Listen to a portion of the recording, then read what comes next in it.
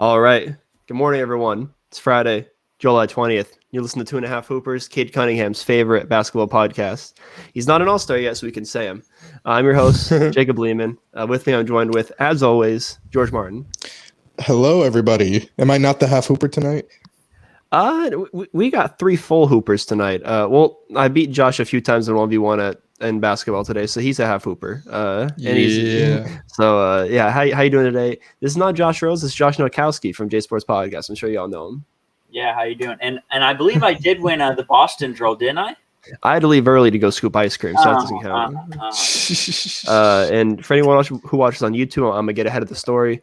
Yes, I'm growing an off-season mustache. I don't want to hear jack from anyone unless you send me a picture with you having a better mustache. I don't want to hear anything. I think Frankie might be in the running for that. So Frankie the Ace cannot grow a mustache. He can grow a beard. He cannot grow a mustache. I feel like Adam Morrison right now. I feel great. George, are you wearing a tank top today? No, I'm actually wearing an Abercrombie shirt, which is on par for what I wear. So it's either if it's tank top or it's Abercrombie shirt. All right, I'm wearing my Planet Fitness shirt. Just so everyone knows, I work out. Haven't been there about 3 weeks though. Yeah, no, he doesn't work out. Don't let him fool you. Yeah. No Josh Rhodes. I'm gonna let that one slide because George is the fitness guru here. No Josh Rhodes. He's busy tonight. But I'm sure he has a lot to talk about for the draft, so I got a few things I'm going to tell you guys about him when we get into the stuff like that. He has a few opinions, so I'll just spice him out throughout the podcast. But nonetheless, we had a good show. Like I've said, the draft, we got a lot to do there. I'm glad we have Josh Nowakowski here because if it was me and George talking draft, that would not have been good. I'm the voice of the casuals as far as the NBA draft, so I'm glad I got you two here so I could just kind of shut up after the intro. We got winners, we got losers, we got some steals, we got me already calling Josh's favorite player Bucky because I can't say his last name, but he's from UConn. His first name's James.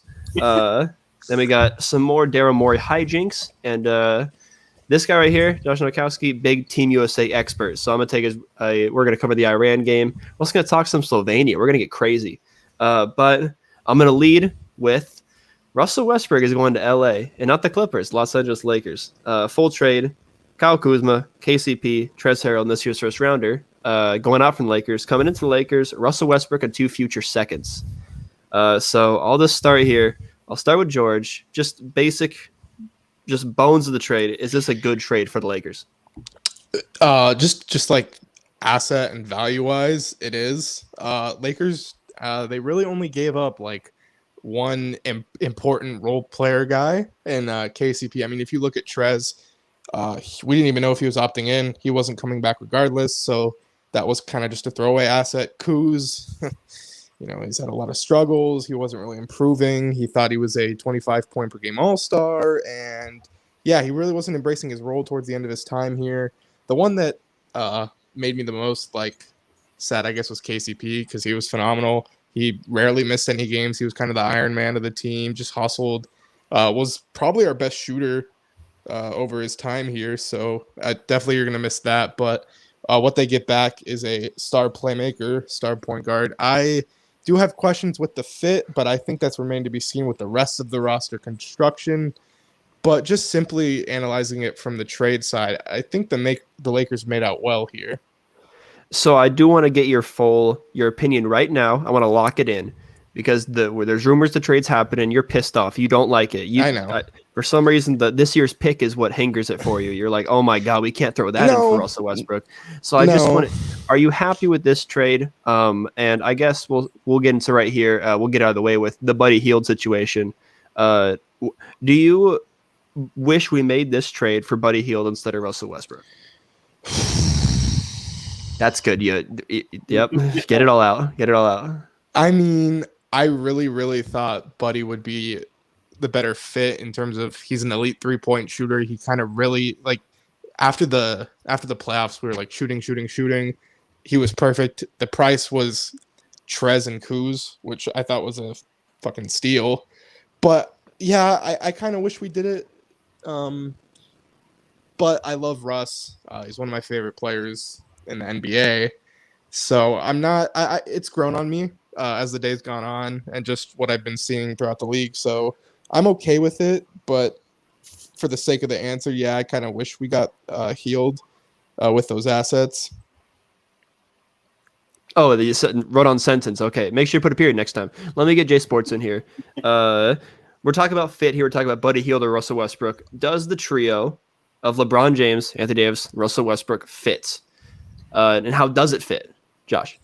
Yeah, so I think it will fit. I think it might take a few games to get the fit, but I think this is going to be a team that will attack the paint. I really hope that's what the plan is to be, because Westbrook, we know when he attacks the rim, he attacks aggressively. LeBron can attack, and then you have Anthony Davis, who I like when he bangs with bigs. I like when he gets physical, and so I think the fit will work. I understand the shooting woes and why Buddy would have been the better option. He's the better floor spacer for the Lakers. That would have made more sense. I totally understand that, but Russell Westbrook's a superstar. When you can get a superstar, you get a superstar. So I think the fit will work. So yeah, let me hop in here before we change lanes. We got one more little thing for Lakers, but I'll be the closer for Lakers. I really think that sometimes just talent wins out, and I'm not saying there's a chip on the way or anything. I'm not saying there's a conference finals on the way, but Russell Westbrook is 10 times the player Buddy Hield is. And if we've seen on the Lakers numerous times, George should know, we watch almost every Laker game. Sometimes when you come to Lakers, you just stop hitting threes. And if Buddy Hield is one of those players like KCP, like Wes Matthews, he's useless in the court. He gives no defense, and he's not a secondary playmaker. I do think that a lot of the guys that wanted Buddy Hield, on Twitter from the streets, like George, they're kind of negating the fact that we need shooting and a secondary playmaker at point guard, because that's what we brought in Schroeder for, to replace Rondo, and he didn't give us that.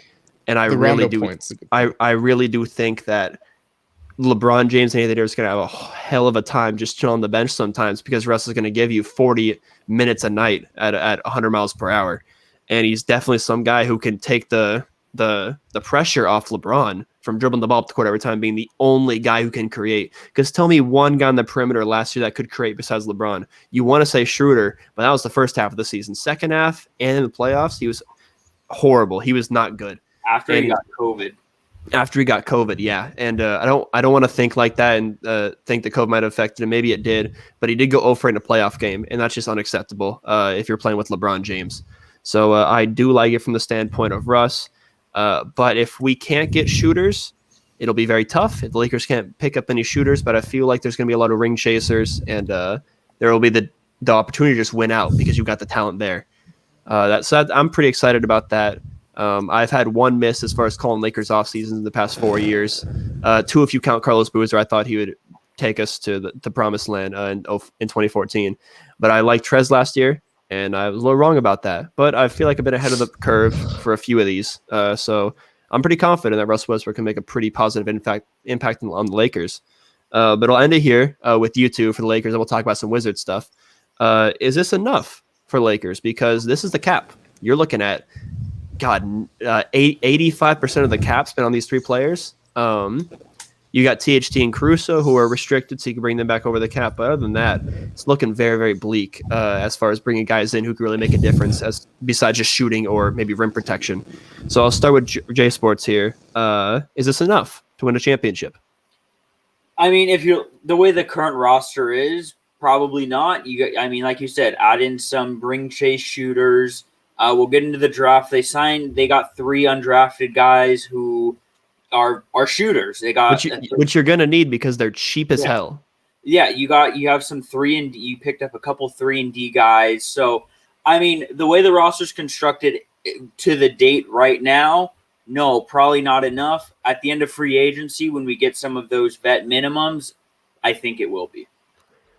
George, you like to fall in love with, and this is everyone, we all do it. There's tons of times when we're playing Xbox and we're like, we got to build this sort of team because it's the most recent thing that's happened. Yeah. But I know you want to stick to the bully ball, the pace and space that the league has done. But is this enough talent to just, you put these 3 on the court and hey, maybe it works? I do think in some capacity, yeah, because I am sort of confident that there will be a decent roster around them. We have an MLE, we have I think a TPMLE, which is like what we signed West with, which is $5 million. So we can still get, some ring chasers. I definitely think Melo's on his way, who's a great scorer off the bench. And I saw this post on Twitter. I don't know how Lehman's going to like it. The last 3 NBA champions, I believe, have all shot below 35% from 3. So I know I'm like the big shooting guy, but if you have talent, if you have these guys who can just physically dominate, I think you can still get away with it. I know we've seen, a few of these teams, the Nets, the Jazz, the Clippers, phenomenal 3-point teams. But, when it gets to the end of the games and you just need a bucket, you look at the Lakers and there's 3 guys that can do that for you. And I also do think getting Russ will push Anthony Davis to the 5, which is like the ultimate cheat code, ultimate spacing, which also opens driving lanes for Russ and LeBron. And LeBron does like running pick and rolls with guards to get switches. So a LeBron Russ pick and roll, kind of nice because one of them rolls to the bucket. Those guys are incredible playmakers. They'll throw that ball perfectly for an alley-oop or a kick out to the corner. Yeah, I think that I don't know about the whole push 80 to the 5 thing because it does help that Russ gets rebounds. He makes it easier on bigs. You won't have a rebound problem when you have Russ out there because he's a point guard that boards. Which helps for us because AD isn't, the best. He's a good rebounder, but he's not he's not physical as a thing. He doesn't like the defense aspect of guarding the big men. And I think who the center rotation we have this year can make or break our ceiling. Just like it did in our championship run. That's fair. Just because you got to have guys. Yeah, the ultimate cheat code is 80 at the 5, but it's like the Warriors' death lineup a few years back, where you break it out. It's a break in case of emergency or break in case of close game. So I do like that, but it's going to definitely depend on who they kind of put on the, put with them. So can I lock it in, George? 2020 champs, or you got to see a lot more? I'm not going to lock it in right away. I definitely need to see with free agency and what we do with Dennis as an asset. If he walks, if he resigns, if we trade him. Why would he give us the time of day and do a sign-in trade? He hates the Lakers. Because he can get more money that way. We can basically sign him to whatever he wants. He can pick his destination. And even if we don't get a player out of it, I think we can get a trade exception. So, I mean, that's something. I wouldn't like to see him walk, but if he does, he does. For sure. And Josh, take us home here. Champs or all about the rotation that we get behind them? I'm not going to say champs yet. I know my name up here, Russell Westbrook, 2022 NBA champ, but I'll see what the roster looks like. I'll see what they do with Schroeder, if they get the sign-in trade, what goes on. And, we'll save that for the season preview. Sounds good. Yeah, closing remarks here for me. I want to see – I'm probably the biggest Russell Westbrook fan you'll find. I love the guy. Defended him to no end at the end of the season when he's breaking those records. For some reason, I was the one on the pod defending him, but that's neither here nor there. George was with me. Thank you. Keep muted. George was there, but I had to spearhead it. I had to be the one to start it. But it will depend on how he plays defense because I know it's 3 and D wins championships, but I'm not a huge believer in the 3, and I'm all about that D. So I really do need to see how much he locks in and see how he pause. Yeah, whatever. And just see how the defensive pieces they bring. But we're not a Lakers pod. We're an NBA pod. So let's check in on some Wizards stuff. I'll ask the same question to you, and I'll start with Nowakowski. Is this a good deal for the Wizards? I don't know. I have mixed feelings on the Wizards just because now it's like Bradley Beal wants to stay in DC. He's always wanted to stay. They keep I don't know. It's just what the rotations will be, who gets the playing time and who doesn't. I don't know how I feel about this, the way the roster's constructed at the moment. They have a lot of guys. They have a lot of young talent and guys that, I think a lot of these players have chips on their shoulders. Kuzma, Trez, KCP, they're going to want to prove the Lakers wrong and say, you should have kept us. I know that, those guys have chips on their shoulders. And, I mean, they're going to be a fascinating team to watch, though. George, hop in here. I think the Wizards made pretty well out of this deal. They get off of a very large contract for an aging star. They keep their own pick, which was 15. I thought that would have been included in the deal. So they had 2 very nice, middle of the pack first round picks. They got to pick their guys. They see something with KCP and Kuz apparently, but they might flip Trez. But overall, they have a team around Beal. I don't know why he's staying. I know Lehman said they're trying to push him out, but he he's on the bench last season. He's got his hands in his face, like he's pouting, but he wants to stay. So I don't feel bad for him. I love watching him play, but if this was his season to get out, I thought a Russ trade would have been, the marker for him leaving. But from team building wise, they also got to pick their own player. They're gonna have some space here, so we'll see what they're able to do. But they acquired Russ for a salary dump and Wall, and they attached a first. Here they get a first back, and they get 3 rotation guys for their team. I think they made out pretty well here.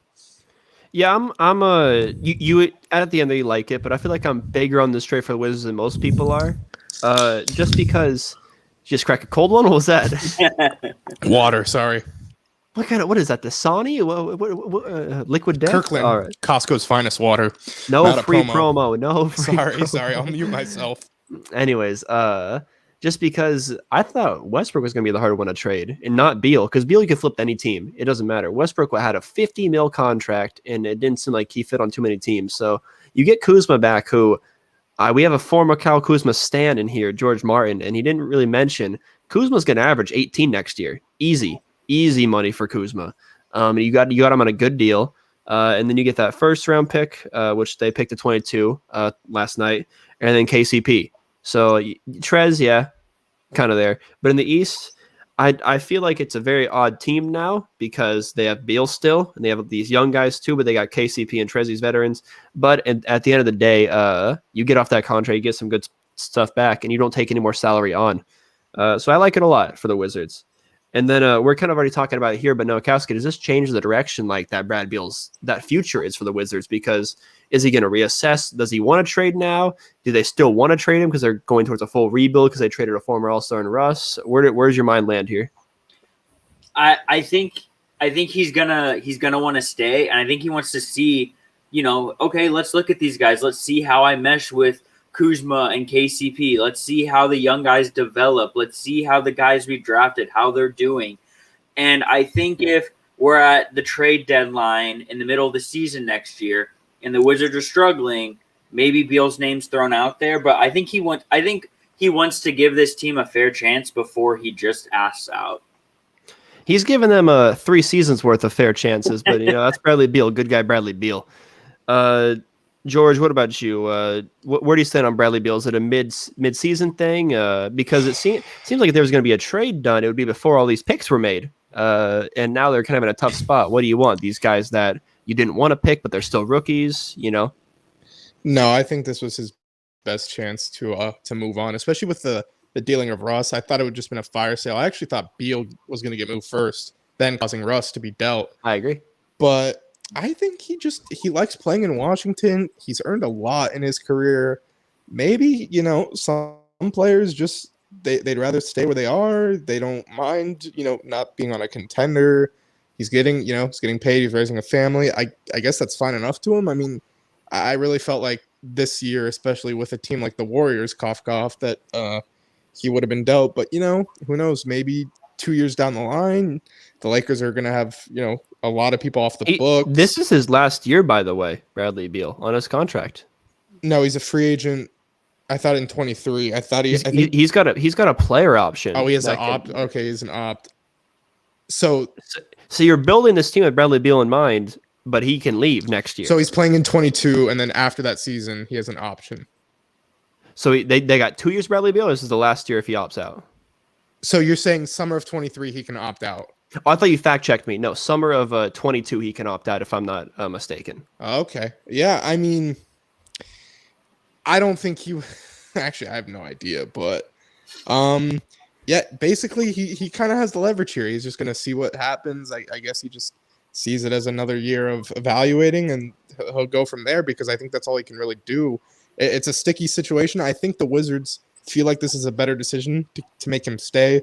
They're bringing in – younger core guys. They have Denny. They have these pieces. They have 2 new rookies. Actually, they traded one for Aaron Holiday, but they have these younger guys. They're going to have space.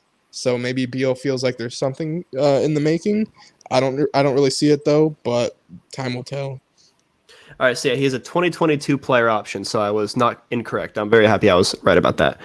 So yeah, that's the trade. You guys want to give some grades? Get the hell out of here and get to the draft. George, give a grade for the Wizards and the Lakers. Just pull something out of a hat. I think I'll go with the Wiz first here. I think they get like a B.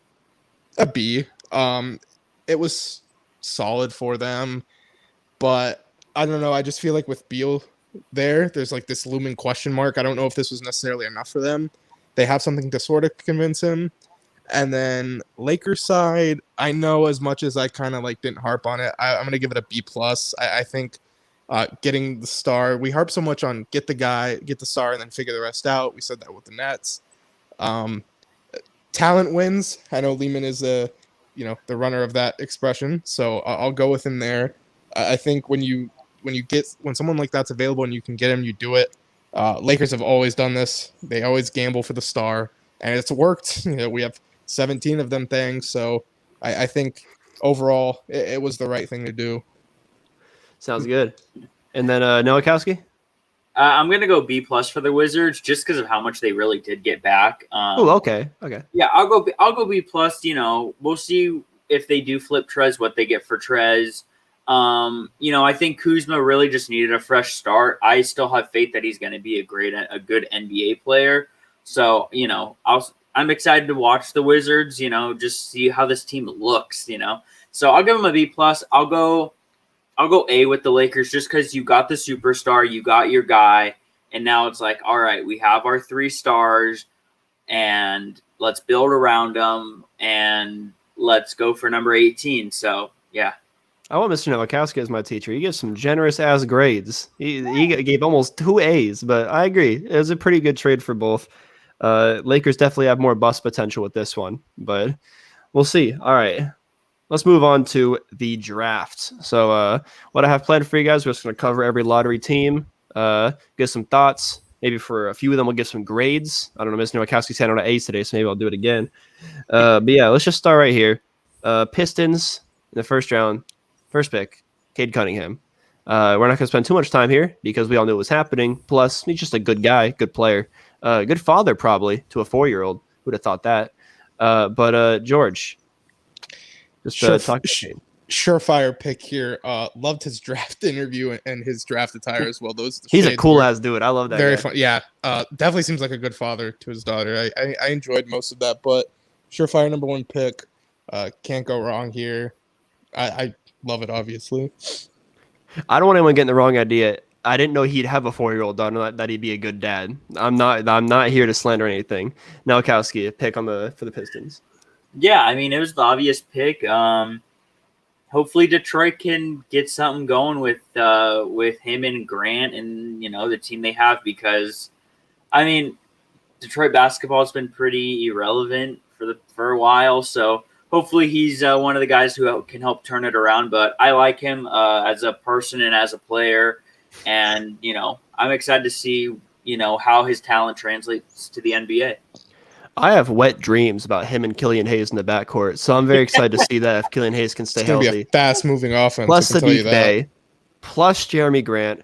It's going to be a good-ass time watching the Pistons. They're going to be this year's Hornets. They're going to almost sneak in there because Cade's going to have a very immediate impact. He's already got an NBA body. He'll probably put up 6'8". Simmons rookie numbers. Hopefully he can actually improve those once he gets out of this. Ben Simmons, come on, George. Come on. No, Ben Simmons averaged 16, 8, and 8 his first year. I think Cade can do absolute monster. He was crazy good. Cade will probably put up 20. I think he's a way better scorer, and he's gonna have the keys there in Detroit, no doubt. He's got the keys and the talent, which is very, very rare for a rookie. Like Noah had the talent, not the keys. So he's my rookie of the year pick. And very rarely does the number 1 pick win the rookie of the year. But spoiler, he's my pick. So yeah, I really like what they're building there for the Pistons. Plus, great coach in Dwayne Casey gave him a good extension. So they have a good culture there, and they were 17th in defense last year. So they're gonna win these games. So I'm very excited for that one. All right, number 2, Rockets select Jalen Green. I'm going to do a bit of a rotating thing here. So Nowakowski, lead us off here. Yeah, I like Jalen Green a lot. I know we kind of talked about it, how you kind of talked about his shot selection, but I just think he's a pure shot. He's a great shooter, a good shot creator. And, he was playing against G League guys who are trying to get up into the NBA. So, we kind of know what he's going to be like in the NBA. and I'm really high on Jalen Green. I don't know if the Rockets was the perfect fit for him, but I'm really high on Jalen Green, and I like him a lot out of the draft. Thank God you gave me a good segue there because I want to lob this up to draft expert George. How is this guy? Because Rockets obviously went with they're going to take the best player on their board because the new K wasn't going to be there. I think Mobley was the best player on the board, but hey, Green's no slouch, and he was probably the Rockets' best player as far as their big board. So how does he fit with like Porter Jr. and those other wings they got there? Plus, a guy like John Wall is going to take the ball out of his hands. You're not building a future with John Wall, but he's there for at least this year. So how do you like the fit there, like Nowakowski was mentioning? Well, I did have problems with it coming in. Obviously, I had the Rockets taking Mobley in my mock draft, but I mean, KPJ and Green are two pure scorers. They can create, they can score at will. I just think that backcourt's going to be very fun. And they also got Josh Christopher. We're not going to talk about him because he's outside the lottery. Just those three guys. I mean, it's going to be like an AAU thing. They're going to have someone switch on him. It's going to be like cook his ass and all that, ISO. But I think they can fit. I definitely envision KPJ being more of like the facilitator and the guy who kind of runs the offense, because I know there's been similarities to him and Harden. They're both lefties. They can both, cook on the perimeter. They can, play make a bit, but I think Green will be more off ball in this case. And I know with John Wall there, it's going to be even trickier, but I don't know. They might buy him out. I doubt it. You don't draft according to how does he fit with John Wall. So we're in agreement draft there. Talent. Yeah, you draft talent. I So don't care. you envision Kevin Porter Jr. as like the point guard. I think so, because he did play when John Wall went down. He was the one for the majority of the rest of the season, and he did well there. I think. I know, like I said, John Wall's going to be there. I don't know what they're going to do, but eventually, I see him as their future one. Nowakowski, how is Jalen Green's defense? Because I know Porter Jr. has no sort of itch to play defense. He's an offensive kind of guy. So does him and Green in the backcourt scare you as far as kind of traffic cones? I mean, I don't want to say traffic cones, but I don't want to say he's, a defensive specialist either. I think he's... Is the effort there? Yes, I think it is. Effort, I would say the effort is there. It's just adapting to the NBA style. I would say his effort is there on the defensive end, and it'll just get better with experience. So, Nowakowski, how would you grade the fit? Not the pick, but the fit of Jalen Green with the Rockets? It's tough because I was with you guys on Mobley. I wanted Mobley there. Him and Christian Wood, I thought that would have been real fun together. Man, I don't know. The fit, just the fit. You could go in the C's. You could dip. You don't got to be a good teacher. Be Cameron Diaz. Be a bad teacher. Okay, I'll say C plus. Oof. Okay. He's not going to play basketball if you flunk him like this. What the hell? No, okay, I'll go B minus. I'll be a little Thank generous. God. I'll go B minus. But so George, Nowakowski gave him a C plus. How do you grade the fit for Green? For Green. Oh, Josh, you're very harsh. I think this is an A. Would you mute him? He explained everything. I changed I said B minus. I still think that's harsh. Definitely an A. He could end up being the best player in the draft. Even with fit. I don't like this whole draft for fitness. The question was only on fit, nothing else. He said the fit only.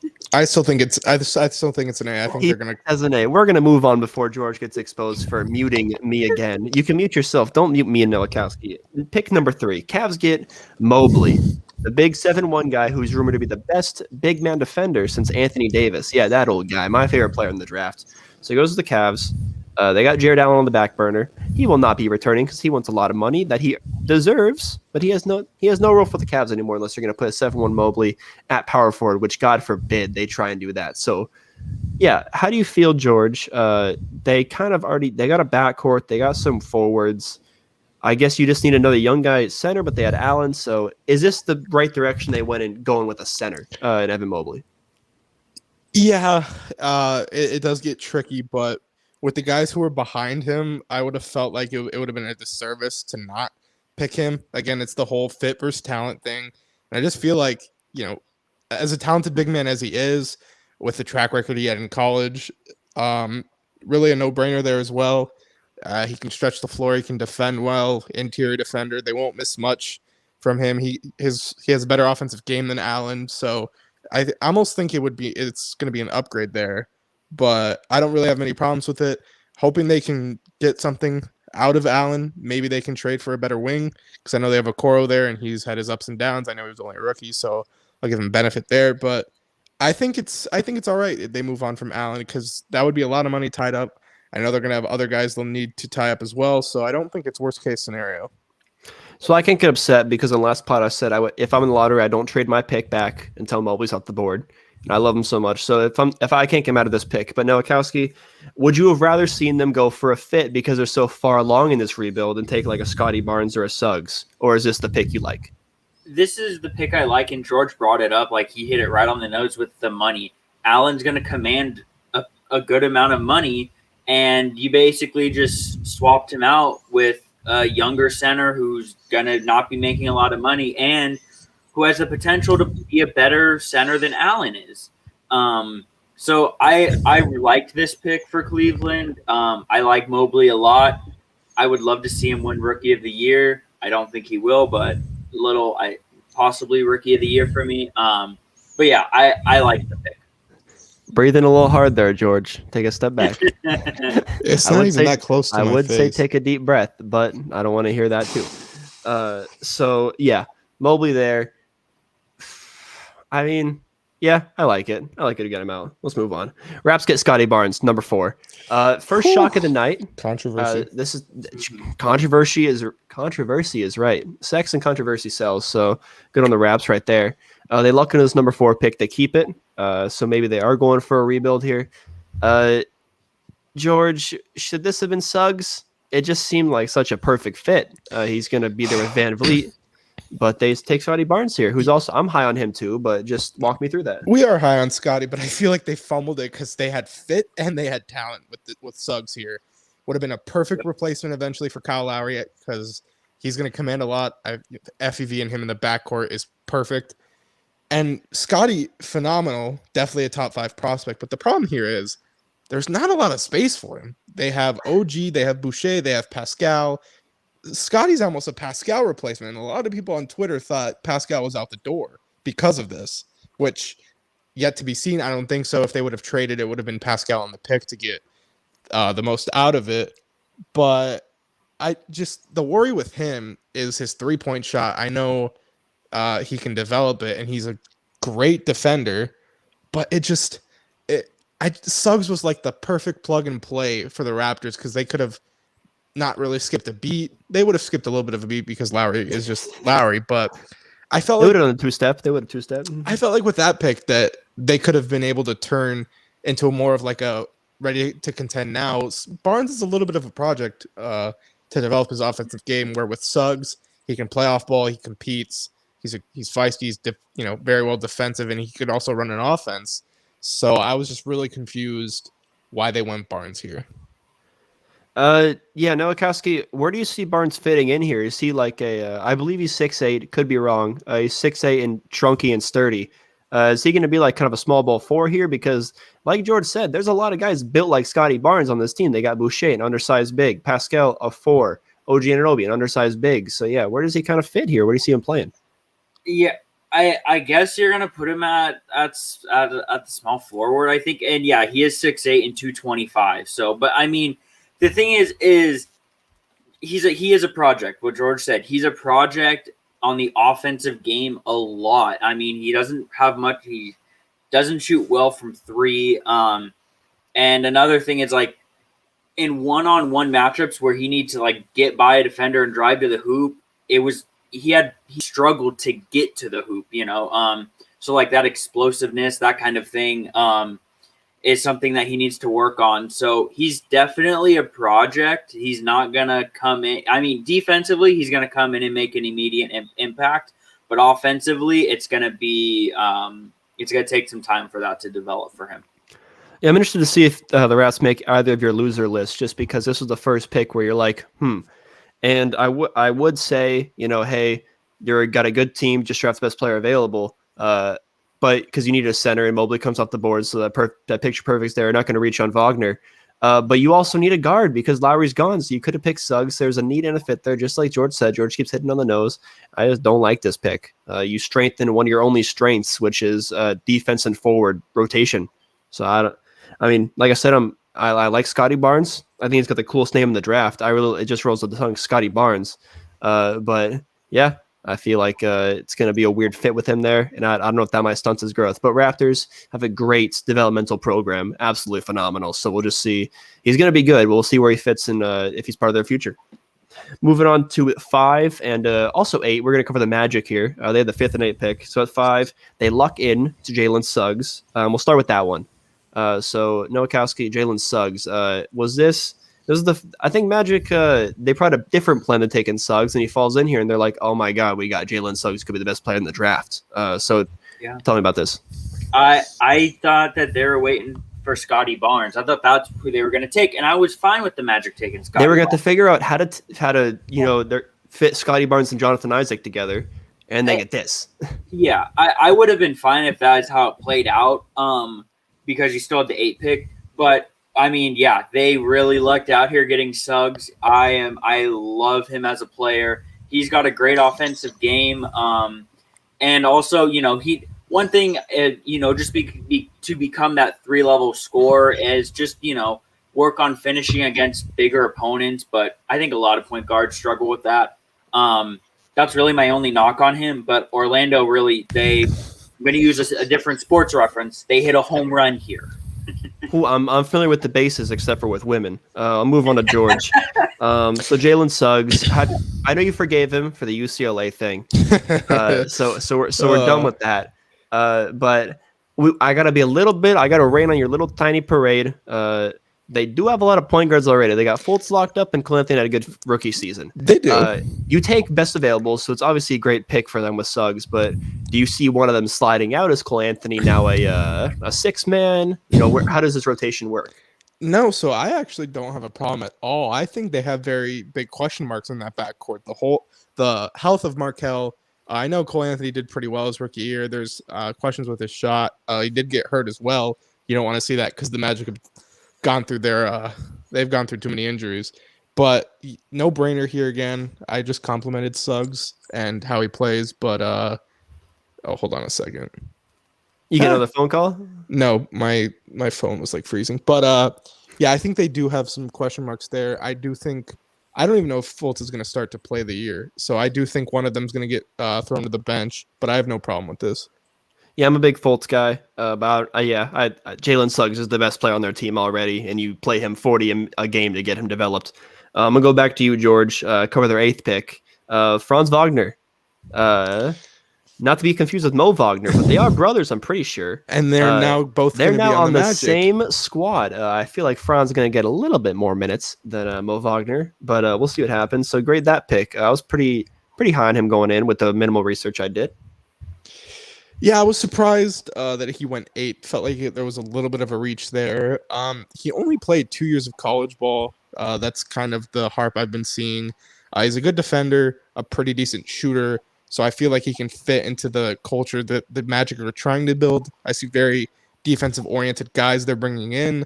So as long as he can have a consistent 3-ball, I think this is a pretty good fit here. They can slide Jonathan Isaac to the 4, have Wagner at the 3. So yeah, I like this pick as well. Well, I do like this, and I disagree with the reach thing just because you're not going to trade back to 10 where he might go. And the next big man taken after Franz is, I believe, the Turkish MVP at 16. So if you wanted a big man here, this was where you get it. He's not going to fall to any of the first rounders that you can trade for. Yeah, well, before the Turkish guy was Kispert, who's another very good knockdown shooter. But yeah, you're right. That was that's 7 not picks a. after. Wagner's a 3. He's a Franz 3. is a 3. He's not built like his brother. No, he's a little bit shorter. Oh, he's like a forward. Okay, I thought 6'8" is not a big. I saw his stats, but I still in college it is Lehman. Yeah, sorry. okay, yeah, because I was watching they're playing him in the zone at the bottom, but me. So yeah, Nowakowski, Wagner. Yeah, I like the pick. Maybe a little stretch, but not really. When you look at the way the draft unfolded, maybe I think at the time when the pick was made, I was like, "Ooh, that's a stretch." But then when I saw what unfolded after, I was like, okay, it really wasn't that much of a stretch. I like him a lot. He's a great defender. He's a great off-ball defender too, which I think that's something really hard for young guys to come into the league and be a good off-ball defender. So I think he's going to be a great defensive piece, and he has a good offensive game as well. I like the pick for the Magic. For sure. Magic, get that 8 pick from the Bulls. This was a good draft for them. We'll see the winners and losers stuff, but when you have 2 picks in the top 10 and no one's going, man, they really messed that up. It's a lot. It's pretty good. So good stuff by the Magic GM after that fire sale at the middle of the season. Let's move back, I guess, to 6 for the Thunder. They get Josh Giddey at number 6. Oh, George has a reaction. Let's go to George Martin right now. What do you see? Well, I knew this one had some controversy on our mock when I put him as high as I did. This is even higher. Where did you put him on your mock? I think he was like 10 or maybe 8. Oh my God, and he went 6. He was 9, I think. He was 9 or 10 for you, yeah. Yeah, I think originally it was the Pelicans who had the 10th pick. But 6. Just an interesting pick as well. He's a 3, which they have a very good 3 in Dort. I think he can play a little bit of the 2, but then again, Shea is also there, so it's interesting. Well, Shea could play the 1 too, but I mean, what sucks is he has an offensive weakness, which is shooting, and the Thunder don't really have many snipers from there. Maybe they can turn him into a good shooter like they did with Dort. Dort turned into a 40% shooter, so maybe they have something there.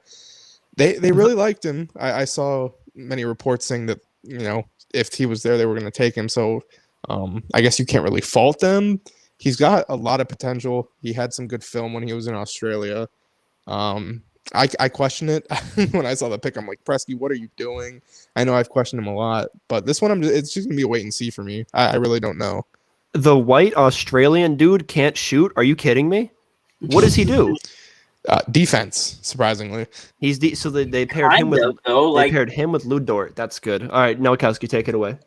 Yeah, I mean, for the defense, yeah, but there's also film on him where he just has these like mental lapses where he just gets blown by. Like it was a stretch for me at him at 6. And like he could play the 2 if you want and move shy to the 1, but then you have a 6'8" 2 guard out there.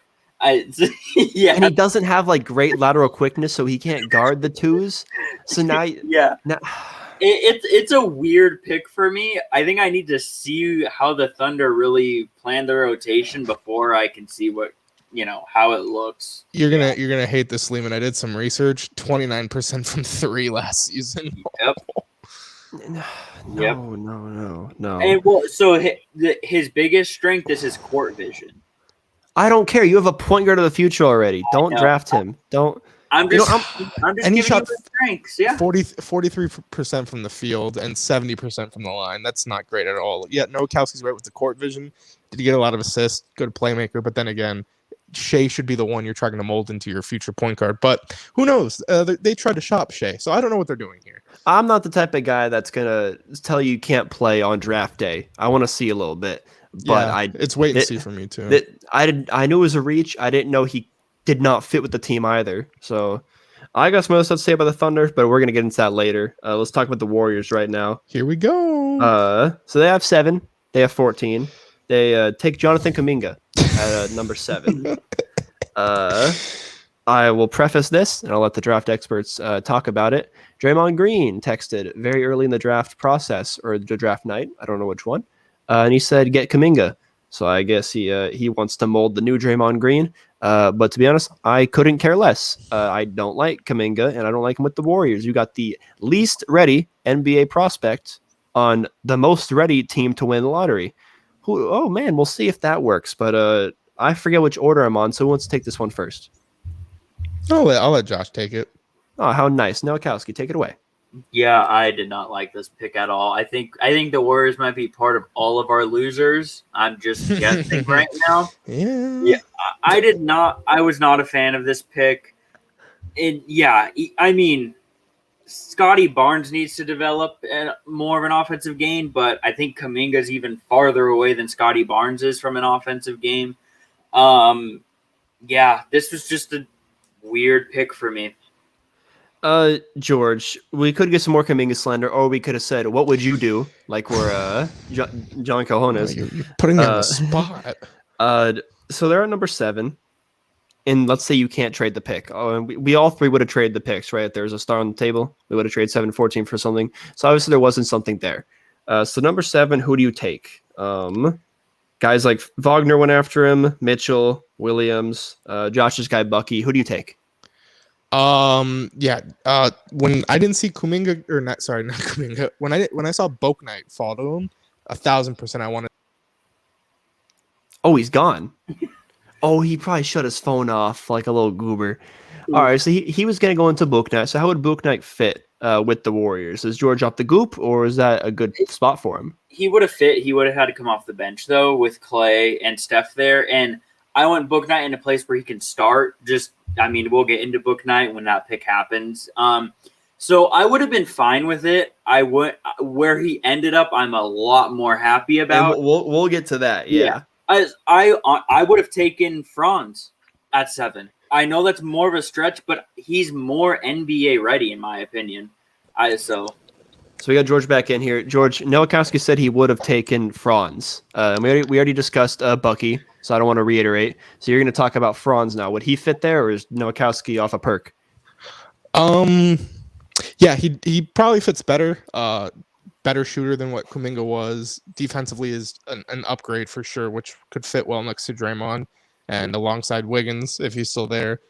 So I felt like that made more sense as well, because I also felt that they could have taken a guard as well with 14 that would have helped them with also getting Franz. But I did want to say with Bouknight, I felt that they needed someone who could create off of Steph. I felt like a guy like LaMelo last year, even a guy like Halliburton could have worked well alongside him. I know Clay's a secondary playmaker. Yeah, exactly. Because Steph was getting triple teamed. He'd pass it to, Poole did play better, but these Michael Mulders, these JTAs, they couldn't create as well. I just felt like someone who could get their own. Bouknight is an incredible 3-level scorer. He can shoot threes, just a playmaker and score alongside Steph. With Clay returning would have been great, but yeah, I just felt like there was so many other guys. Kuminga is he's the biggest project, similar to what Wiseman was last year. He has large upside, but with Steph being 33, 34, it just doesn't fit the timeline. And I just feel like the organization is on a different path than what they should be on. And I know I'm going to get pissed. Everyone's going to get pissed because Steve Kerr is not good at coaching young players. The developmental staff of the Warriors is top notch, but Steve Kerr does not know how to give minutes to young players. So I'm going to get pissed about that, I know. But I wish I gave some good news and say they picked a guy that could help Steph on the perimeter at 14, but they didn't. They picked Moses Moody, who I like, who's a great shooter, but he's not going to break down a defense for you. So Nowakowski, is this what they needed after Kuminga and Moody? I mean, man, no, not really. Moody's issue with me is the playmaking. That's like my biggest is he. I think the game speeds up on him sometimes. And he makes these really bad passes. He forces it. So yeah, he does. He racked up 52 total turnovers and only had 51 assists. Oh God! He had a negative assist to turnover Does he ratio? play the 3 or is he a guard? He's a guard. He's a shooting guard, a 6'6" shooting guard. With They gotta put Clay at the 3. So he's a 3-and-D guy, but which for me, he's a catch and shoot guy. When he needs to start dribbling, that's when he gets in his head, I think. So you need to make this guy you either need to, help him slow the game down or just make him a catch and shooter. Well, I think he's in the right spot for that because I don't hate this pick. I don't like the double of Kuminga and Moody coming out when you have 2 lottery picks. But I do like Moody at 14 just because if you want to go to a spot where a lot of pressure is off you and you could just shoot threes, the Warriors is the move. And not because they just shoot a lot of threes. They emphasize off-ball movement. And Moody's very good at that. And it'll be cool to see him and Clay take turns taking the best card on the other team, and they can hide Curry a better way like that. But yeah, George, just take us home here on Moody. Do you like the pick here at 14 if you ignore the Kuminga pick? I do. I actually thought that he could have gone 7. I felt like he fell into their lap, and they kind of got lucky here. He's pro ready, which is important with a Warriors draft pick. Josh hit it on the head with how he plays offensively. I feel like he's almost like a Jordan Poole, but less of like a shot creator. But I do think he provides something here with the Warriors. He's not going to be like a random G League guy. He's played. He's sort of battle tested. They went to the Elite Eight. He was the leader of that team. But he'll provide offense, especially with shooting. So I do like this pick here. Did these picks lose value? We always talk about it. It's like a car when you drive it off the lot. When you drive it off the lot, and it loses the value, just like a car, just like these picks. Did it lose a lot of value, or I hear you screaming, George? So finish us off with this. Yes, it loses value. Nothing's more intriguing than seeing, we have 7 and 14. Then I say, how about I offer you Moses Moody, James Wiseman, and Jonathan Kuminga for Bradley Beal? You're gonna be like, hell no. But if I say Wiggins 7-14 and Wiseman, you're like, oh, okay, that's a lot. That's pretty fair, It's nothing to those guys. It's just that's how it is. It's like it's just like unwrapping a Christmas gift. There was more, intrigue and just I don't know, I don't even know what to say, but just before like you drive a car off the lot or unwrap a gift. The smartest thing Colin Cowherd's ever said is that little analogy. Picks are we like got a cars. Shams bomb. What happened with Shams? Oh, they're gonna send Derek Favors to Oklahoma City Thunder. So how cool! I bet there's a pick attached there. I guarantee it. Oh, Stupid Sam Presti. I don't care about that Shams bomb. Maybe we'll cover it at the end. We'll see if he actually gets shipped there. But we got the Kings. They got Davion Mitchell at number 9. I'm gonna take the lead here. Let's go, host Lehman. Because I'm very, very upset because they simply don't know how to draft. They just I'm a fan of Mitchell. He's a bucket. He's very good in the NCAA tournament. But you already have your backcourt of the future. And you, by the way, you didn't trade Buddy Hield. The Lakers spurned you. They said, no, we're going to get Westbrook instead. So you still have Buddy Hield who plays the 2. You got Halliburton who plays the 1 and 2, and De'Aaron Fox who is your star point guard, who could be a top 10 point guard in the league if you give him the right talent. And you go and you pick Mitchell, who in no way can play the 3. No, he's a guard. He's 100% a guard. Do you know how tall he is, Lehman? Is he 6'1"? He's 6'1". Yeah. Okay. Look at me. Now I'm even more pissed off because he's a 1. He can only play the 1. He can't. He can only play the 1. And if you're going to bring your number 9 lottery pick off the bench, you're not doing it right. You're really not. At some point, you have to realize we don't have a clean slate with like the Pistons, like the Magic. We are a team like the Raptors who have players already in sets, and you have to draft around them. It's no longer just draft for best player on the board. You draft for need now, and you're going to lose your best swingman. You're going to lose your best big man, Rashawn Holmes, and you can't swing a trade with the number 9 pick. You can't do it? Really? Okay, good stuff, Lottie Divac and whoever the hell the owner is. I did a report on him in my first year. Vivek Ranadive. Yeah, he bought the Kings because he coached his daughter's basketball team. I learned that in my college English class. I did a report on him anyways. Yeah, number 9, it was not the spot. I will give them this. It was a very guard-heavy draft, extremely guard-heavy. So I feel like if they weren't going to take a guard, they should have traded out. I think it'd be a different story how angry I'd be if Franz doesn't get taken at 8. I feel like if he goes past them at 9, then I throw my computer. But he gets taken at 8, so they get put in a tough spot, but they still draft a guard who can only play point guard. So if you want to bring your number 9 pick off the bench, sure. Watch me sit here and twiddle my thumbs. But I don't like the pick. Take it away, George. Well, I also do think that they could have traded back for the guy who actually got taken next at 10. We'll get into that a little bit. Mitchell is a great pick at 9. I feel like that's great value. He fell a little bit, but for the Kings, there's just really not use for him. If they can ship out Buddy, I mean, I guess that's better, but they still have 2 point guards ahead of him. You eventually do throw Hallie at the 2, but because Halliburton was great. He was great his rookie year. He was great, and Kings don't normally get that at that kind of value late in the lottery. Especially when they've kind of said, like, we're not going to pay Barnes and Holmes because it doesn't seem like that. You got to have a backup plan. You trade down and eventually get someone who can replace those or package them to get a starting level guy at your 3 or your 5. So question marks there. I don't know what it's going to do. I feel bad for Mitchell because he's playing behind an all-star point guard and a future all-star guard in Halliburton maybe. But, I don't know what it's going to look like for him. And yeah, Nowakowski, take us home. I'm not a Mitchell hater. He was one of my favorite players going into the draft just to watch. I love watching the guy, but I don't like his fit with the Kings. I don't see how it benefits anyone. Now De'Aaron Fox is like, well, what the hell is going on? We're gonna play what 2v5 only guards? Like, I don't understand. But yeah, just your thoughts on Mitchell taking to the Kings. Yeah, it's not the right team. I'm with you. I like Mitchell as a prospect. I think he's a great player. I think he's pretty complete because he wasn't one of the older players in the draft. I think he's like almost the same age as Trae Young. So I think we know what he is as a player. I don't think he's going to grow a lot. Grow his game. But yeah, for the Kings, this doesn't make sense. You literally texted in the group chat today before the draft, as we were talking about Lakers stuff, the Kings don't need a point guard. And that's what they drafted. So I would have traded out. I would have waited, gotten someone bigger, a small forward, or take the Turkish center and trade back, like something else, because this was not the pick for them. Yeah, and I mean, I will say it now. I mean, I'm not going to backtrack, but the actual Donovan Mitchell is 6'1", and he does play the 2 guard. But I don't see that same kind of explosiveness with this Mitchell to play the 2.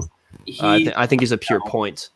He's a pure point, and I'm trying to pull up his 3-point numbers. I know he struggles at the free throw line. Like, that's like a bad thing for him is that he gets the yips at the free throw line. Sorry, let me pull up if it said his 3-point numbers. Yeah, I can't find him.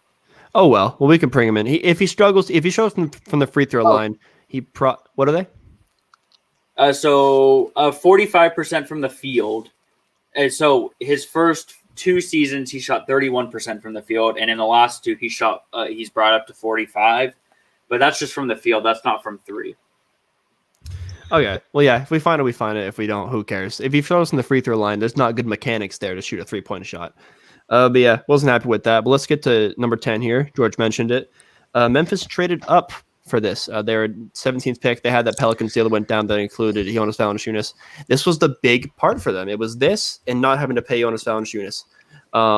George mentioned this, and I will say right now, I'm hearing this was a bit of a stretch. George, yeah. Is that true? And how do you like it? Yeah, a little bit of a reach, but I'm not totally mad about it.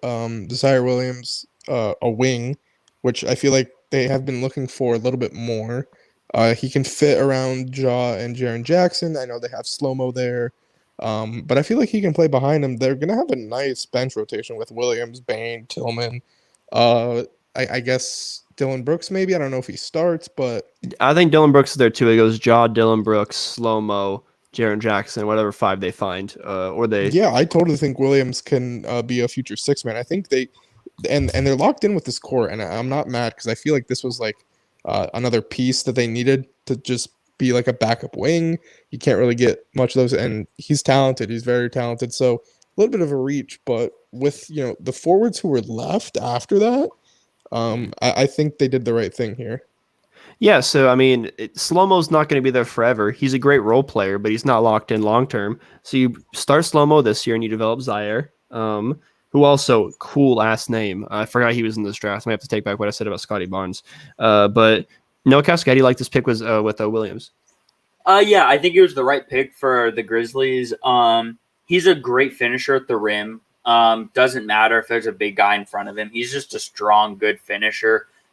His shot needs work. 37% from the field. So shot needs work. But he's kind of the opposite of Kuminga, where Kuminga is, or sorry, not Kuminga.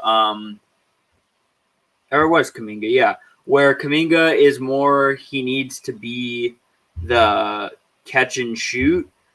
Zaire likes to go off the dribble. He does not like to catch and shoot. So I like the pick paired with Ja and some of the other and JJJ, the guys on the team. I like the pick. It was a bit of a stretch, but I liked it. With what I saw, and then also what you guys are describing, I feel like you pair him with a veteran point guard off the bench and just let him score like 15 a game off the bench against second units to get him warmed up. And I like that a lot. All right, number 11. I'm leaving Nowakowski here because the Hornets picked up James Bouknight, Bucky, as I'm going to call him. Well, you like this? It seems like he slipped a little far. We were talking about he might go 7. We were shooting some hoops. I was shirtless. It was hot out there. But I talked about this was your wet dream if you could get the Hornets on there because you love the Hornets, you love LaMelo, you got all the jerseys on there. DHgate is shaking right now with how many jerseys you're gonna have to order of this guy. So James Bouknight, so the Hornets, what do you think? What do you love? I love this pick. A really explosive shot creator, 3-level scorer, and a guy who he has, if you watch the film on him, step back shooter. I really couldn't find. He is a great step back shooter, and I know there could be UConn bias to this, but they were even saying as the draft analysis, they said the best step back 3 in the draft. That's what they were saying. He has the best step back in the draft. I liked him a lot. I've said weaknesses on everyone. Turnovers can sometimes be an issue for him. I'll give him that. But really, a great 3-level scorer. Him and LaMelo, it's going to be fun. And sneaky athletic. Very sneaky athletic, which is a lot of this Hornets team. So lobs are going to be coming to him. And I'm so excited for this pick. Do you see him coexisting with LaMelo? They're going to be on the same team, so they coexist. Or is he more of a bench player that comes off and gives him a spark? I think they can coexist together. You have the LaMelo at the 1, and you could put him at the 2. He's 6'5", so the 2 is really just the spot for him, I think. But he still has a lot of growth. He was only a sophomore this year. But I really like him, and he has a very good handle of the ball. His turnovers are more on his passes, but he has a great ball handling skills. So I think these two can coexist. I know LaMelo put on his story. He's super excited to have him there. So I think it's a perfect fit for the Hornets, and they really they got lucky that he fell to them. So George, Nowakowski has this being Kemba 2.0, UConn step back and all. What do you think of this pick? Non-bias.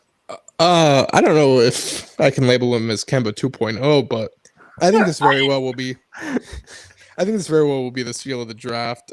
Just where they got him at, it kind of reminds me of Halliburton falling as much as he did last year in the draft. Just him and LaMelo, man, it's gonna be a phenomenal show, and I really think that backcourt will mesh well. Especially in the next 3 years, they really got they probably are gonna have a top. Who knows in the next few years, a top 3 backcourt, top 5. I mean, it remains to be seen, but I think they'll mesh well. I really think that Bouknight can kind of, what's the word? He can really evolve into their closer. I know Rozier had been doing it, but I think eventually they'll get away from him. LaMelo can just, run the show. He doesn't have to focus on scoring as much now. I knew that, coming in, he would have some nights of 12 assists and 10 points or something, but he doesn't have to focus on that as much with Bouknight next to him. So I really feel like Bouknight can thrive as the guy who can go get a bucket, and LaMelo can set up everyone else. So what does this mean, George, for Terry Rozier, Devontae Graham, Malik Monk? The guys not named LaMelo in that backcourt. I think this makes Rozier the most expendable. I think he has the most value. I do see Devontae Graham or Malik Monk thriving as a 6-man. But I do think Rozier, his time might be up. He's probably going to want to command a larger deal because he has been playing well. And I just feel like I'm not saying he's the odd man out, but I feel like it's in Charlotte's best interest to get value back from right now. They definitely going to need a big man. I know they traded for Plumlee. I don't think he's the long-term fix, but for now it's certainly an upgrade. So I do think they look to gain assets to maybe attack that in the future. Thank God I don't have to get the Plumlee trade its own section. So we'll cover that very, very briefly. Not on the best contract, Plumlee, but they did need a center. I didn't think Zeller was the answer long term, although I'm a bigger fan of his than most. But yeah, Plumlee's a lob threat. He's going to be pretty good. He's not the best Plumlee, but he is Mason Plumlee. So he'll be pretty solid there. Had a down year on the Pistons just because they had no use for him. I don't know why they signed him in the first place, but he's on a 4 for 32 into his second year. Turns into a 3 for 24. So pretty good stuff from there. I think they traded 2 seconds for Plumlee. So that's taken care of there. Number 12 here, Spurs get Joshua Primo. I heard he was not supposed to go here. I heard this is the biggest reach of the draft. So Nowakowski, take me through that. Yeah, his stock had been rising after the combine, but I still thought this was a stretch. This would have been different for me with the Spurs. I mean, I'm fine with them going with the guard position. I do like Moody more a little bit, I think. But he's raw. I think he's an underrated playmaker. The stats don't say he's a playmaker. I think he can be a playmaker. But in a good catch and shoot. He's a catch and shooter guy. So it was a stretch, a very big stretch. Not the pick I would have made, but yeah, it's not as awful as now looking back at it. At the time when we heard the name, we were like, that's a stretch. But now getting to digest it, look at it, know more about him, it's not too bad in my book, but it was still a stretch. So yeah, now I don't know about the whole stretch thing, but I do know the Spurs cannot get another pass for drafting another guard. They simply can't. They have their star. They have DeJounte Murray. He's their star point guard. Then they got Quindary Witherspoon, guard who can't play the forward. Derek White, who's a pure point guard. Lonnie Walker, who they've turned into a small forward when he came into the league as a point guard. Devin Vassell, who had turned into a small forward when he came into the league as a two guard. Keldon Johnson, who was a two guard, and now he's a power forward for some reason because they needed a necessity.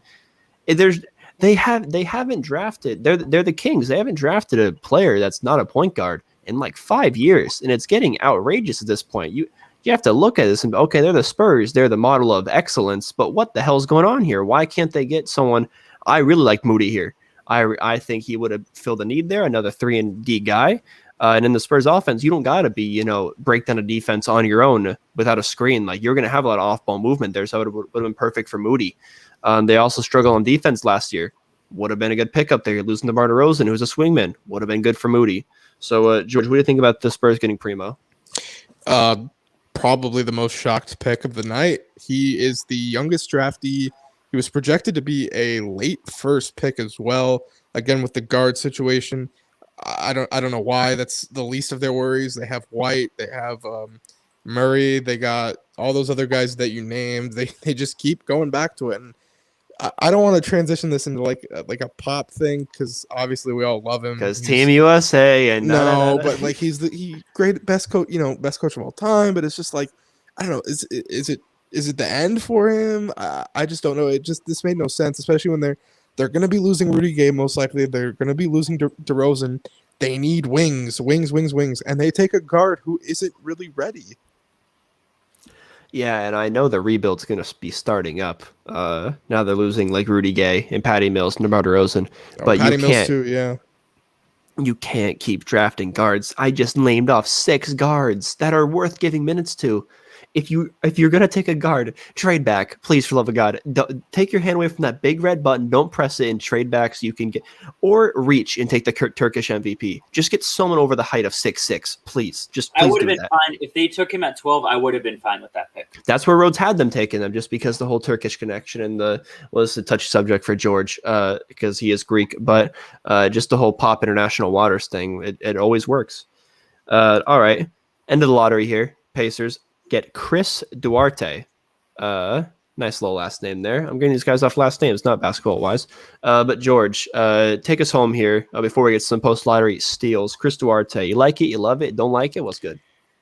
So this is interesting. He's already 24. A little Jesus bit on Christ. the older side. He's very old. Yeah, he was. What is he, a super senior? How's he 24? No, he was a JUCO guy, and then he transferred. So he had like all. Oh, these I like extra him. years. I like him then. I like him. He's a He had- JUCO guy. He had all these extra years of eligibility, and then with the pandemic, and then he stayed. But he's a very solid player. I just had him going towards like the 20s, and I just thought I think he's a guy who you want him on a team that's like ready to contend because I think he can contribute that.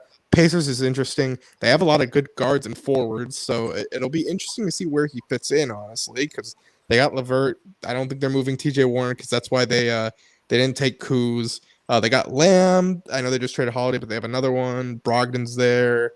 All these guys are there. So it's just really interesting. I didn't think this was really best fit for them. Duarte is a great player, though, so I don't know. He is a little bit older. I don't know where he fits into their future. Nowakowski, do you think there's merit to taking the oldest guy in the draft because they're a win-now team? They get Rick Carlisle. They're going to be a win-now team now. He's most mature. But is he the most NBA-ready prospect? Most NBA ready. I don't think he was the most NBA ready, even though he was the oldest. He does have weaknesses in his game, but one thing I love about him, and Rick Carlisle is gonna love this about him, the dude hustles on both ends of the court. He's from JUCO, of course he hustles. Well, he may not be the best defender on the court, but he's gonna go 110% on both sides of the court. So that's what I really like about Duarte. He relies a little bit too much on his 3-point shot. He gets real shot happy sometimes, but I don't think he is the most NBA ready, but I'm okay with the pick. I don't know where he fits with the Pacers, but I don't know where they would have gone instead. Maybe Kispert or the Turkish center, but I was okay with the pick. But I love the effort that he gives. I feel like Kispert would have been a good pick just because they're probably going to lose Doug Buckets this offseason, Doug McDermott. And they can only pick between him and TJ McConnell. And I think TJ McConnell's a little more irreplaceable. So I'm going to assign TJ McConnell over him. And I feel like Kispert could have taken McDermott's shots off the bench. But the way you guys are describing him, I'm going to do some more research on this guy. I'm already loving him. I'm going to be pulling for him. JUCO, not just because I'm a 4-year junior college commit, but also just because it takes a lot to get out of JUCO, a lot to get an actual offer. So when you say he hustles, I know he probably hustles pretty hard. All right. So we've been talking about a lot of these players being a reach. Has been some people, dropped in the draft. So I'm going to start with George here. Just go back and forth, Nowakowski, talk about some steals. You started. Obviously, Boak Knight. I don't feel like that's much of a discussion as a steal. I'm going to go with a second rounder here. He fell really far. I know there's some health concerns with him, but Jared Butler out of Baylor, 6'3" combo guard, shot 42% from three, was Baylor's best player, in my opinion, on their championship run. And Utah snags him at 40. They can pair him with Conley. He can come off the bench actually and be with Clarkson, who is a little bit of a defensive liability, so maybe that'll help them. But they have these defensive guys who can also shoot. That's kind of what the Jazz have, with Bogdanovich and Ingles. So I feel like that was just an incredible steal. And then my last one, hopefully I'm not taking all of Nowakowski's, Sharif Cooper. I believe he landed with the Hawks, right? Right, Nowakowski? Yeah. And as a freshman guard, he had 20 points per game and 8+ assists per game. The only guy to do that in the last 30 years as well, Trae Young. They have two incredible playmaking scores. And they were phenomenal. They just have so many guards and wings depth that they're really going to be set for years to come. So I hope Nowakowski has some left in the tank. Okay. So I'm not a dick, Nowakowski. If you had notes, if you have any thoughts about players, George already said, you could give a little summary, or you could just move on. You watched all 60 picks. I know you got more steals than just the 3 George mentioned, so you could go either way with this. Sharif Cooper, that was my number one steal. The man was supposed to be a first-round pick. I saw some where he was early 20s. Like, I saw mocked to the Lakers so many different times. So him falling all the way to 48 with Atlanta, Atlanta got a good one there. Him and Trae, him coming off the bench. I like that a lot. I don't know if this was a steal. More, I love the fit. At 19, the Hornets taking Kai Jones. I know you guys talked about him last pod. The big man from Texas. I love this for the Hornets, needing a center, needing someone like that. I love the Kai Jones pick. Again, this one not a steal, but more like I got to mention it. 44, the Nets taking Kessler Edwards out of Pepperdine University. Okay, no. You love Pepperdine. I've been to a few games, and I was, hey, George, your UCLA Bruins went to triple overtime with Pepperdine, and their point guard. That was super early in the season. They ended up actually getting to the Final Four. 40 on your head. Colby Ross dropped 40 on They weren't ready yet. First game of the year. Not concerned. And again, this one's more the fit for the Nets. Kessler Edwards, 3-and-D. a perfect fit for the Nets because that's what they really need around KD, Harden, and Kyrie. Just a guy who shoots threes and plays good defense. That's Kessler Edwards. I like Luka Garza going to the Pistons. The player of the year. I don't know how his game's going to translate in the NBA. He has a lot of things he needs to work on, but the Pistons need to sell tickets, and Cade Cunningham and Luka Garza will do that for you. Good stuff, boys. I'm gonna sprinkle in the trades we had. We didn't have a lot of them, but before the draft, Landry Shamet is headed to the Phoenix Suns for, I believe, Jadavion Carter and a second rounder. It was first. It was their first. It was their first. So it was their first. Carter's a good player. Didn't get any run because of the emergence of Cameron Payne. But the guys loved him in there. He was a first in the gym, last one out kind of guy. What do we think James of this? Replacement. Yeah, I really like it for the Suns. I actually thought Shamet was going to be a guy they kept and kicked Joe Harris out the door after his disaster class all postseason. So they kind of put it in a puzzling place, but Shamet is an incredible shooter. They just get more offense, the Suns. He's okay defensively. He's not really like a cone out there, so they'll benefit from that. I really like that move too. They only gave up a late first, but with the Suns, they're contending. That pick really doesn't matter to them right now, especially as we saw in the playoffs. They shortened their rotation down. Their 10th pick from last year hasn't even barely played, so they kind of just said F the pick, and we're going to get some talent that can play now. Nowakowski from the Nets side, they get Carter, who is, like George said, the Mike James replacement of Mike James. They can bring Mike James back, or maybe they don't want to. I don't know.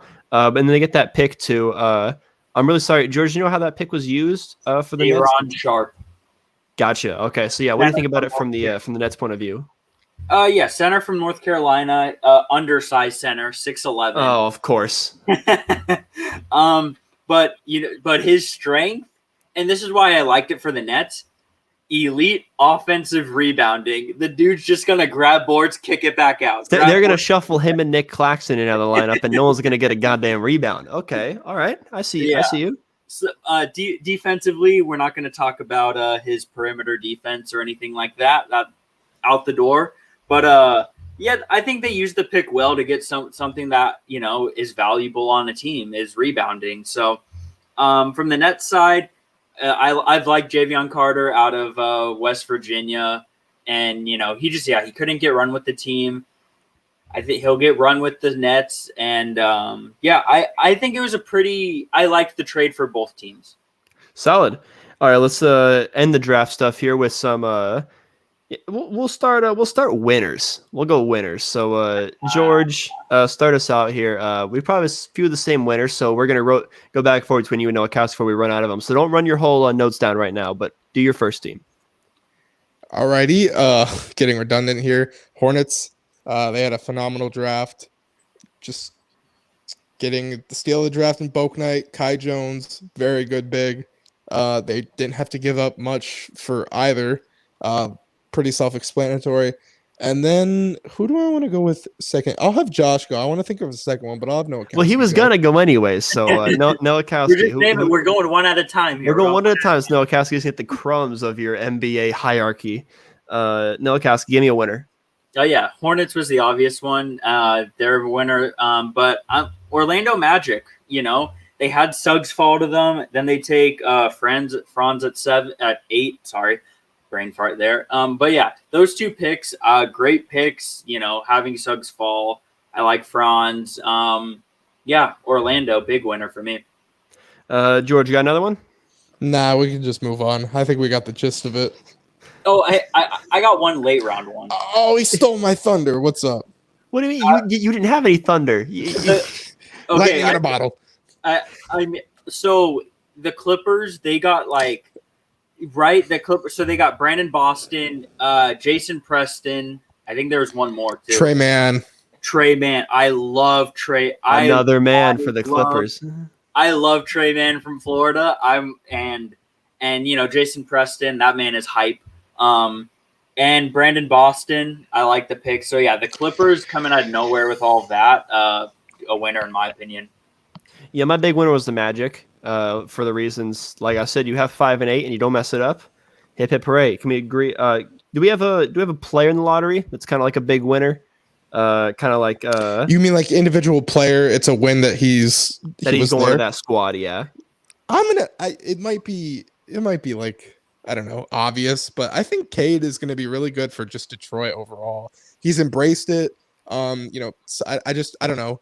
Right from the get-go, when he found out the Pistons were one, he's like, yeah, I'm only taking a draft with you, and I'm going to embrace it. And he wants to work. He's ready. And I just think, like, overall, it's time for Detroit to have this franchise-changing guy who wants to be there. We saw Blake Griffin just quit on them. So I think it's going to be good overall, just for the league and for Cade himself. no, Kowski, you got a guy. I feel like if Suggs goes to 4, he's the biggest player winner if he goes to Raps. Yeah. But anyone else you'd like to highlight? Kind of like they left that draft like, hey, that was a success. I mean, as long as the Cavs make the right moves, Evan Mobley, I think it's gonna be. I like the fit there with the guys they already have around the team, and now you're gonna get a really good, talented center. So, as long as they do the right thing with Jared Allen, whether that's sign and trade or just I let him or he walks. But Mobley, I like him in Cleveland. I like his path to a starting role and like to develop, but they got Garland there who's a decent passer. If they keep Sexton likes that ball. Maybe Mobley might not get as many touches as he wants, but if they ship out Sexton, and they got Rubio as well today. Mm-hmm. I think he could run up some pretty good pick and rolls there. Losers. I'll start with Nowakowski. Give one. Georgia give one. You'll give one. The world will turn. Hip hip hooray. For obvious reasons, the Warriors drafting. Yep. I mean, if they would have drafted more NBA ready, especially at 7, taking Kuminga, that pick made no sense at all with what your goal is for this upcoming season. And Moody at 14, that one, if Kuminga wasn't picked, I would have lived with Moody, but the fact that Kuminga was taken at 7, Warriors, big loser here. George. So I don't feel like this was really talked about much. I'm going to go with the Knicks here, and I'm kind of adding on to my Knicks hate train because I know I've been New York with hates you just like Trae Young. They had 19 and 21, and they only ended up taking 25. They traded out of 19, and they ended up moving back from 21. And I just felt like that range of late teens to 20s, there was some really, really solid lottery level guys, and they only end up getting 25. And in this draft, I just felt like where they were, they could have had a chance to get some franchise changing guys. And I know they have a lot of cap space. They feel like they're ready to contend. They could have even traded it in a package with someone, but I just felt like only doing that, only getting 25 with what they had was almost a disservice to themselves. I don't know. Let me hear your opinion on it because it really wasn't talked about much tonight. Well, I'm not really following. They had 19 and 21. How they only ended up with 25 future assets? Yeah, they moved 19 out for a future first, I guess. But I don't know. I felt like this draft is really deep, so I kind of agree with you. Like that 19th pick this year is worth a lot more than a future first rounder. There was guys that went in the 20s that should have been lottery level guys, even the second round. So I just felt like I don't know what they were waiting for, and they ended up moving back as well from 21 to 25. I didn't get it. I thought you either take them now or trade them all. I feel like they overthought it a little bit. Yeah. Like you have 19 and 21, you want to package it to go somewhere else, but you don't want to trade out of that spot. No, Kowski, I see you itching to get in this. Oh, no. So I just want to say, here are the picks 19, 20, 21, and 22. Kai Jones, Jalen Johnson, Keon Johnson, Isaiah Jackson. Telling me not one of those guys could fit with the Knicks now. The Knicks have 4 players they want to play. They are. Jalen Johnson, he was the small forward out of Duke that went to Atlanta, right? Yep, correct. Yeah, he got a lot of Cam Reddish comparisons. The Knicks are also playing Reggie Bullock at their 3. Felt like that's an easy instant upgrade. Jalen's a 3-and-D guy. Sort of like Bullock, but cheaper and younger. Fresh legs that they want to run into the ground, but just felt like it was just a weird night for them. Maybe that not necessarily a loser, but I felt like they didn't come out of the draft with what I expected them to. Yeah, not at all. All right. Any more losers? No. Yeah, Kings. Yeah. Self-explanatory. So my two, the Kings and the Thunder. And Yeah. You guys know what the Thunder did at 16, right? I'm about to tell you what the Thunder did. I was saving it. I have it written right here. So they take Josh Giddey at 6. You can have your thoughts about that, but he's still a good prospect. You reach a little bit, who cares? He's your guy. We'll see how it turns out. They also have 16. And they trade 16 to the Rockets for 2 future firsts. It's never going to end, man. So now I just keep saying you can't draft everyone. I keep saying that. George keeps saying that. Everyone keeps saying that about Sam Presti. You got to trade these picks. He thinks they can. But so you trade this pick, right? So, okay, you're trading one of the picks. Cool. For two more future ones. And we already went over this. This 16th overall pick, this first rounder is a lot more valuable. We were just talking about how valuable 19 is. Imagine 16. 16, they took the Turkish MVP, the Rockets did. And what makes this so much worse, which pisses me off even more, the Rockets are the other team in the league that have all these first-round picks. And they package these first-round picks, get the player they want in the draft they want at the spot they want. Mm-hmm. And they only lose 1 first for it. And this is what these first-round picks are meant to do. You're supposed to use these as sweeteners to move up in the spots you want. And Sam Presti's sitting here. He's like, "Oh, it's unheard of. You get offered 2 future firsts. Okay, I don't care. Are you telling me you didn't do your research to pick 16, the pick you've had since the lottery? You don't know who you're going to take.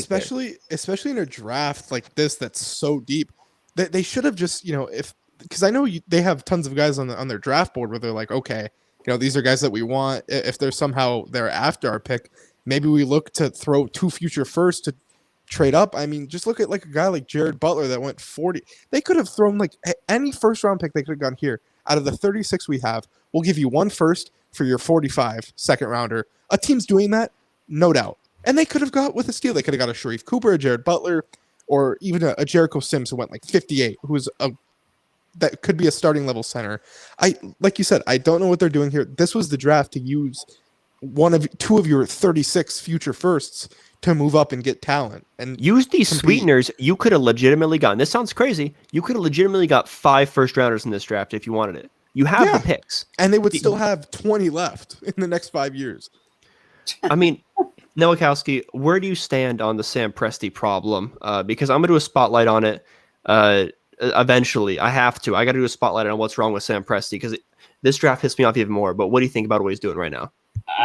He needs to start packaging those for players. He needs to, or getting back into the draft, stuff like that. He needs to use some of these to get some NBA players now, in my opinion. You have these picks. You can't draft all of these dudes. You're going to trade them. And what it sounds like from Shams, I'm guessing they're getting more picks for in the Derek Favors deal. Oh, no. So it's like, so I don't understand what he's doing right now. Yeah, I think he dropped the ball big time tonight. And what drives me crazy is they have such a good history of getting steals in the draft. Their scouting team is A1. Mm-hmm. They've gotten these guys like just to name a few, Sergi Ibaka, Dort. Ibaka's way back there.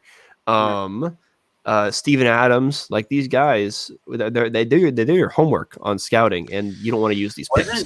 Wasn't Nick Collison a pretty late pick too? Yeah, he was in the KD draft. He was pretty late too. I don't know for sure if that's same scouting team. But yeah, the OKC Thunder have a very good history of just they get the good value out of these picks and they don't want to use them. And how do you go into the draft with the most picks and you leave with one of the least amount of selections in the draft and just getting future assets? The future is now. I know you have all these picks, but the future is now. Don't want to spend any more time on this, but they were the biggest loser for me. Especially because it rubs it in the salts into my wounds that the Rockets are the ones that use their picks to trade in. But Sam Presti's going to be offered 4 first-rounders for SGA and going to have to say yes. yeah, he just the offer is unprecedented. You've never seen 4 first-rounders for a player of SGA's caliber. Shut up! I hate him so much. He every ticking day that goes by. All right, that's enough draft stuff. Okay. Oh, what do you have? What do you have? I don't know. I just feel like if you're a team that has a star that maybe OKC's inquiring about, and maybe that star hasn't asked out yet. If I am hardballing Sam Presti, I'm like, I want 9. 7 picks. I want 9. Like, you know how many picks this dude has, and he wants your star. I'm gonna be a hard ass. I'm gonna be like 8 firsts. What is it? And then he's gonna run away from it. Like I don't know. I would just. And you want to know whose picks are most valuable? His own, the Thunders, because they're gonna suck for the next 7 years. And the Rockets are going to be on pace in probably the next 2 years. They're probably going to be making at least play-ins. And I don't see who's the other team he traded? The Clippers really falling off and being a lottery team. So these picks, they're going to lose so much value in the coming years. So much value. No, and like I've said, I know it's like, oh, well, 2024, 2025, those are way more value right now because of the unknown. Who knows what happens to the Clippers in 5 years? Kawhi could randomly maybe they retire. got robots being drafted in 2025. Yeah, you don't know. Like you don't want to get into 2023, 2024 where it's like, okay, we can see that team is more likely to be good. We're not going to want to trade for those picks. Right now, a 2025 Rockets pick could end up being gold, or a 2025 Clippers pick because, maybe PG is hurt or, ends up leaving, Kawhi is hurt or retires, and the Clippers got nobody. It's like, oh shoot, look how great this pick's going to be. Yeah. So I'm gonna do a deep dive spotlight on Presti, really see what his assets are and what he's gonna be able to do with them. But yeah, loser for me. Great draft coverage, boys. Excellent, phenomenal job. I'm glad I got you too. All right, just a few more stuff to take care of. Me and Okowski have been joshing about this the whole damn day. The idiots in the city of brotherly love. Most specifically, Daryl Morey. He's calling these teams, begging to get the phone hung up on him. We covered the Warriors we covered a certain package last episode. Toronto. I don't know which one it is. We covered Toronto's, like, us better than we know ourselves. But we got 2 more here, so it drops in the morning. Daryl Morey wants a Harden-like package for Ben Simmons, which already I'm like, all right, slow your roll there, big boy. All right, he's not James Harden. But I guess he's hanging on to the fact that, hey, they had a chance to swap Ben Simmons for James Harden, and they said no when Harden wanted out. So I guess he's hanging on to that right there. So he needs to go to therapy or something, get that off his chest, figure that out, because he's not going to get that. But he's looking for it. So he went to the Warriors, and he said, this was before the draft. So he wants the 7th pick, the 14th pick, Andrew Wiggins, James Wiseman, and 2 future first-round picks. I want to say for clarity, on the last pod, we said 7, 14, Wiseman, and Wiggins, no extra firsts. For Bradley Beal would be a fair trade. We agreed on that. And he wants 2 more firsts for Ben won't shoot a layup Simmons.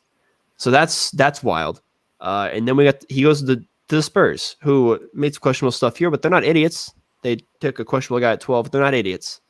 He wants 4 future firsts, 4 with an F, and a young star like DeJounte Murray, or a collection of their guards. And 3 swaps. So very, very similar to the Harden deal again, if you want to pick centric one.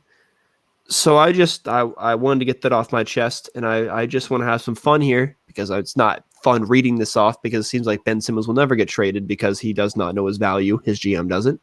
Which one was worse, Nowakowski? Which one? Who hung up the phone first, or quicker, the Warriors or the Spurs? Because these are both ridiculous. I mean, that's tough, because I think the Spurs, just because you say 4 firsts and you hang up the phone right away. 4 first, hang up the phone right away. Like right away. At least he started the Warriors at 7 and 14. It's like, okay, I'll keep listening. And then it was more and more, and it's like, now I'm hanging up. He starts off with 4 first, hang up the phone right away. Hell no, get out of here. Yeah, George, hop in here. Oh, hop in here. What do you think about Daryl Morey here? I mean, this is kind of like I hope you enjoy this one. I just thought about it off the top of my head. This is kind of like in fantasy football, especially our league. You know, you're sitting there, you value your guys. You're like, all right, I'm gonna send you like my wide receiver 4 and my wide receiver 5 for like your flex, who is a like your 3rd round pick, and you're like, yeah, you're crazy, you're an idiot. I just feel like, or Morey could be like, okay, I'm gonna really go high with these guys, and then hopefully they lower the offer, and then I can get like a middle ground and somehow just win the barter system. But I'm just hoping he's going to like the max offer that he wants, and eventually just scales his way down. He's like, eventually these guys are gonna have to listen because Simmons is too talented. But I feel like he's really, really just not doing well because there's no leverage. I just feel like there's no leverage. It's like, okay, we know what they want, but we know what we can really get from him. So I feel like the leverage play is just out of hand right now. I think Morey's looking for excuses not to trade him, but he wants to seem like he's doing his due diligence because I feel like he goes. I don't know how. I feel like the conversation could go like this. He goes to the Spurs. Okay, we want 2 firsts, and Spurs are like, okay, sure. He's like, all right, I want 3 firsts in a swap, and they're like, I want 4 firsts in a 2 swap, and then hang up the phone. And I think it might be like that, where he keeps pushing his luck just because he doesn't want to trade Ben Simmons. And what's going on? What's happening? All right. George is having a good old time. But he muted himself. We'll move on here. No, I'm sure we'll piss on Daryl Morey another time, probably next pod. And then we'll see when Ben Simmons finally does get traded, or if he doesn't, I don't know. Him and Embiid hate each other at the moment. No way. Kowski, do you think it could be, to send us off here, and we'll talk about Team USA a little bit, but do you think it could be a thing where it's like, we're going to highball these teams, and then we're going to get his real value lower? Or do you think these teams aren't going to take a second call because they know what the first one entailed? Exactly. So I'm fine with going the high ball route and lowering your expectations, but he is going above high. He's going like record-breaking, crazy, out of his stupid mind high with these ideas. Like, I mean, he's on crack cocaine. Daryl Morey is. Exactly. That's what so he's going too high if that's his goal, to go high and go lower. Because if that phone rings and I'm the Spurs and it says Daryl Morey, I hit that little like sorry, can't talk right now button and be like, and just be like, nope, I don't answer their phone calls. Or I say, you want to talk? Let's start with 2 firsts and I do the talking. Or you call Daryl Morey. I don't think you let Daryl Morey call you. Yeah, Daryl Morey doesn't have the ability to give me trade offers anymore. He's going to listen to me and me only. Yes. All right, the nightcap here. Team USA beats Iran 120-66. Hallelujah. There's a right in the world again. Team USA is now a 500 ball. Amen. Nowakowski, you said you caught a lot of this game. I know Dame had 21, all threes. I know Iran's not the best team, but is this kind of something that could get the Team USA pointing in the right direction? Or is this kind of just like beat up on this team? All right, show me what you do against the Australias and the Argentinas and the Spains. It was a great win for them. Good shooting performance from 3. They were hitting their shots, played good basketball. Maybe it's a stepping stone to playing some better ball, but again, the way Iran's going to play you on defense compared to what Australia's going to do on defense, a lot different. So, I mean, maybe it's a confidence booster for the team, which that's great to do. That's great for the team. I think it's what they needed. To just beat up on a little team here and to move into their next game. So, good win. They're 500 now, but I'm waiting until they play some of these more legit teams to see what they're made out of. Did you see any changes at all, like just on the court, or was it just kind of just like, this is Iran, we're going to have a good old time and just beat the piss out of them? Kind of. I mean, there wasn't much change in the game plan. I think Pop is not very known to adapt like that. He kind of has his game plan and just sticks to it. And if it doesn't work, well, oh well. So I didn't see a lot of change from Team USA other than their shots were falling. Fair enough. George, did you have any thoughts on Team USA here? I didn't really catch a lot. I caught most of the game, not all of the game. So if you didn't catch it, they're on a weird ass time. So there's no shame in it. Well, I was planning on watching. I turned it on. It's like 49-18. I said, you know what? There's no need for me to watch this. But you simply don't like basketball. I'm realizing that. You said no to hooping with me today in a beautiful Southern California night. I was actually working. I'm sorry, but it was late at night. I'm like, oh, this is a blowout, and I'm just like, you know what? I'm just gonna go watch my Netflix show. But I don't know. This game really felt like the TikToks we've all been seeing, where it's like, get up, salute the flag, and it's like U.S. beating a third world country that doesn't have rights or something. This kind of felt like that. We've gotten to that point in the podcast, so I hope not many people are listening. But yeah, that's what I felt about it. Jimmy, fact check me. Does Iran have rights? We'll get to that. I shouldn't have meant rights, but I didn't want to get into like the nitty gritties of like. Jamie, fact check that for me. Thank you. Yeah, it's late, man. It's 1:40, and we've been recording for 1:40, so we're like right on par right now. I started at midnight. Yeah, if it gets to 2:00, I'm gonna call it right away. Get up, salute the flag. It's Memorial Day weekend. No, Kowski, you want to talk about Slovenia, and you want to check me and George for talking about Slovenia. Check no. George me. was on my side. No, George. He doesn't like when he gets double No. teamed. Hang on. I love getting double teamed. Check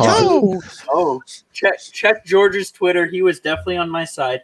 But Slovenia 2-0 now. Luka played. There were some deleted tweets. I know for a fact.